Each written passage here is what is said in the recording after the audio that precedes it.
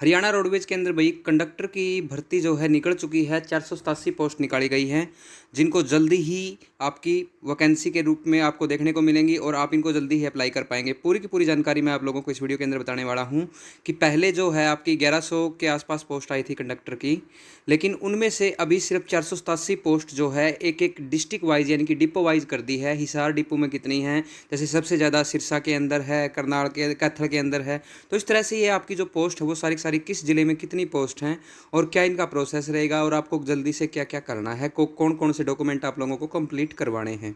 तो हरियाणा रोडवेज के रिगार्डिंग कोई भी जानकारी आपको चाहिए तो उसके लिए आप जल्दी से चैनल को सब्सक्राइब जरूर कर लें।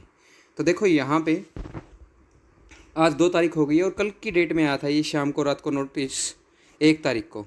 ठीक है, तो इस नोटिफिकेशन के अंदर जो ये वैकेंसियाँ हैं, ये वैकेंसी डिफाइन कर दी है। यहाँ पे आप वैकेंसी देख भी सकते हैं।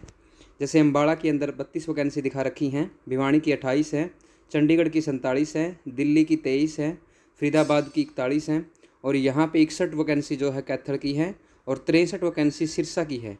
तो इस तरीके से अगर हम हिसार डिस्ट्रिक्ट की बात करें तो हिसार डिस्ट्रिक्ट की सिर्फ 3 वैकेंसी आई हैं। तो इस तरह से आपकी ये कंडक्टर की वैकेंसी रहेंगी डिपो वाइज और इन वैकेंसियों को जल्दी ही भरने का काम किया जाएगा HKRN के थ्रू, यानी कि हरियाणा कौशल रोजगार निगम के थ्रू इनको भरने का काम किया जाएगा। 487 लेने हैं कंडक्टर की पोस्ट के लिए और ये 6 मंथ का इनका एक बार पीरियड रहेगा। उसके बाद फिर आगे इनका जो है पीरियड एक्सटेंड होगा या जो भी पॉलिसी बनेगी, वो पॉलिसी अभी पूरी आई नहीं है, वो पॉलिसी आती है आपको मैं पूरी बता दूंगा।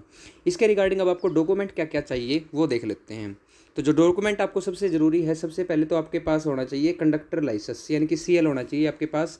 और कंडक्टर लाइसेंस जिसके पास रिन्यू नहीं है, रिन्यू अगर आपको करवाना है तो जल्दी से आप रिन्यू करवा लें। अगर आपका 5 साल पुराना है, 10 साल पुराना है तो आप अपना कंडक्टर लाइसेंस रिन्यू करवा सकते हैं। वो उसकी फ़ीस का चार्ज होता है, थोड़ा बहुत ज़्यादा कोई खास वो नहीं है, तो आप अपना जल्दी से करवा लें।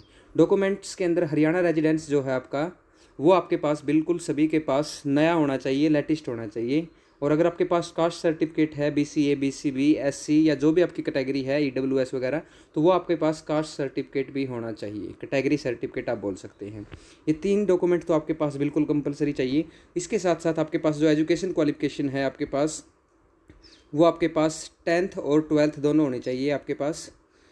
तो ये आपके पास होनी चाहिए कम से कम, तो इसके साथ आप अप्लाई कर पाओगे।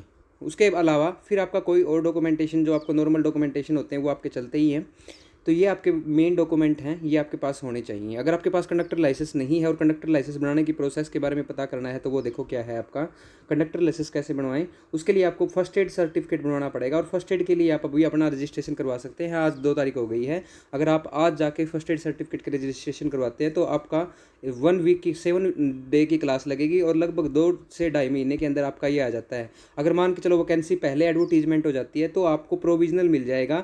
अगर आपका फर्स्ट एड सर्टिफिकेट नहीं भी आता है तो आपको प्रोविजनल सर्टिफिकेट देके और आप अपना कंडक्टर लाइसेंस बनवा सकते हैं। तो मेरे ख्याल से कंडक्टर लाइसेंस के रिगार्डिंग आपकी सारी जानकारी पूरी हो गई होगी। फिर भी कोई डाउट रह गया होगा तो कंडक्टर लाइसेंस का आप मुझे कमेंट कर दीजिए, मैं आपको सारी जानकारी दे दूंगा। चैनल को जरूर सब्सक्राइब करें और लाइक करें वीडियो को और शेयर करें। Thank you, have a good day.